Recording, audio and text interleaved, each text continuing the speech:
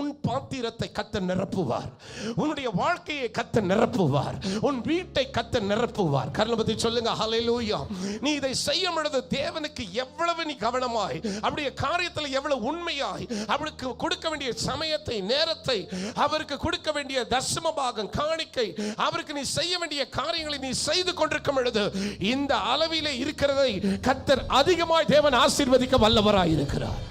சொல்லுங்க ஹல்லேலூயா.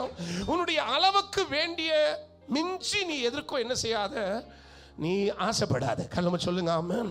ஒரு சிலர் பாருங்களேன், ஏன் ஜெபத்துக்கு அவர்களை, ஏன் ஆராதனைக்கு வேலைக்கு போயிருந்தேன், இதை விட்டுட்டு வேலைக்கு போறேன், நீ அது எப்படி அது ஆசீர்வாதமா இருக்கும்? உனக்கு அது ஆசீர்வாதமா இருக்காது. நீ மாதத்தின் சம்பளம் உனக்கு ஒரு 50,000 ரூபாய் சம்பளம், 50,000 உன் சேலரி. அந்த 50,000க்கு உன்னுடைய ஒர்க்கிங் ஹவர்ஸ் 8 ஹவர்ஸ். சொல்லுங்க ஆமென். நீ மண்டே டு ஃப்ரைடே ஒர்க் பண்ணுகிற, நல்ல கவனி, ஆஃபீஷியலா டைமிங் இதெல்லாம்.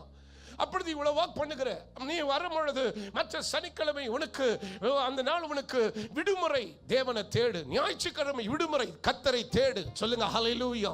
உன் வேலை 5 மணிக்கு முடிகிறது, வீட்டுக்கு 7 மணிக்கு வருகிறா, 7 மணிக்கு ஆராதனை இருக்கிறது, 7 மணிக்கு ஆராதனைக்கு ஓடிவா.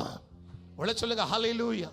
நீ மிஞ்சினதை நினைச்சு நீ செயல்பட்டு எதிர்பார்த்தால் கண்டிப்பா அது உனக்கு ஆசீர்வாதமா இருக்காது.